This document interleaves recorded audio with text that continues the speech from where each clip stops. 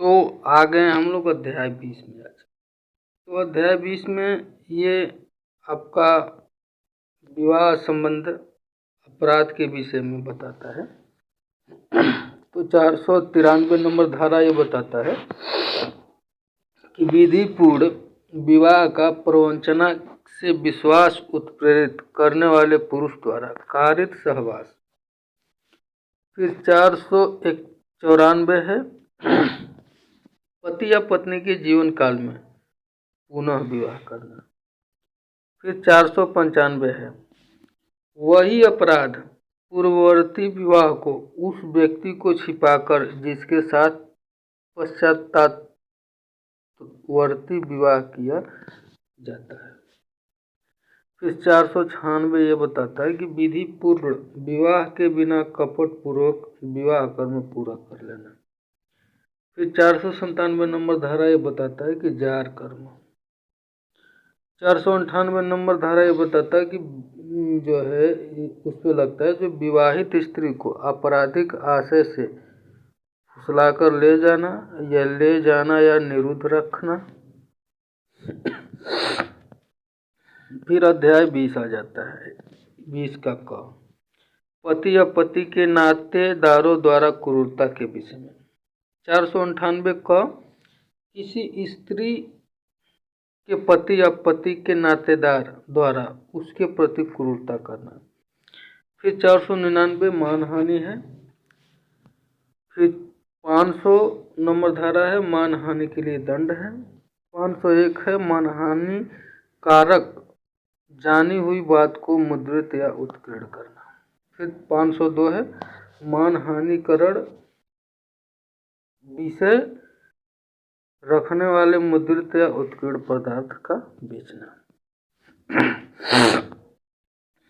फिर अध्याय 22 है आपका ये आता है आपराधिक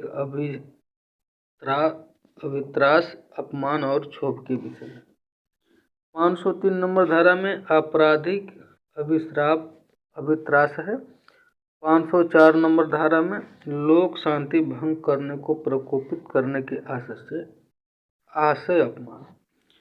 फिर 505 लोक दृष्टि कारक वक्तव्य। 506 नंबर धारा है आपराधिक अभित्रास के लिए दंड। 507 नंबर धारा है अनाम ससूचना द्वारा आपराधिक अभित्रास।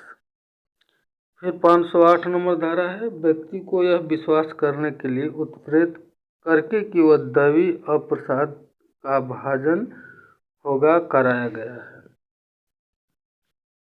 फिर 509 शब्द अंग विक्षेप या कार्य जो किसी स्त्री की लज्जा का अनादर करने के लिए आशयित है।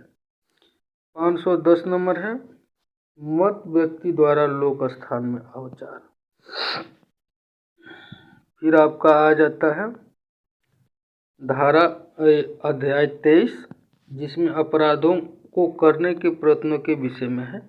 इसमें एक ही धारा है 511 आजीवन कारावास या अन्य कारावास से दंडनीय अपराधों को करने के लिए प्रयत्न करने के लिए दंड।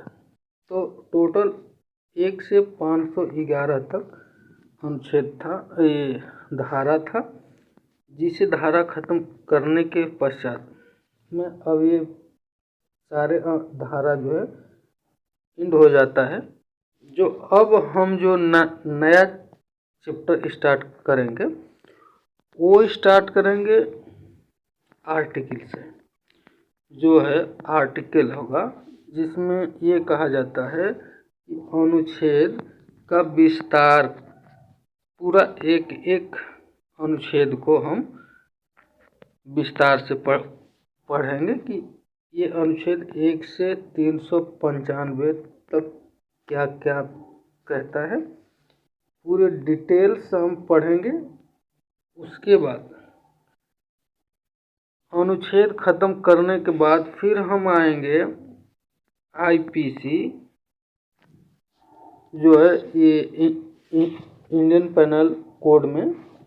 इसके बारे में भी हम 1 से 511 तक डिटेल्स पढ़ेंगे। जो 1 से 511 क्या कहता है।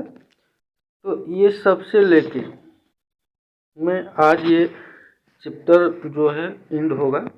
फिर आज के बाद हम स्टार्ट करेंगे आर्टिकल। जो आर्टिकल बहुत इम्पोर्टेंट है। तो आर्टिकल के बाद फिर से आ जाएंगे एक बार आईपीसी पे। तो धन्यवाद आप सभी लोगों का।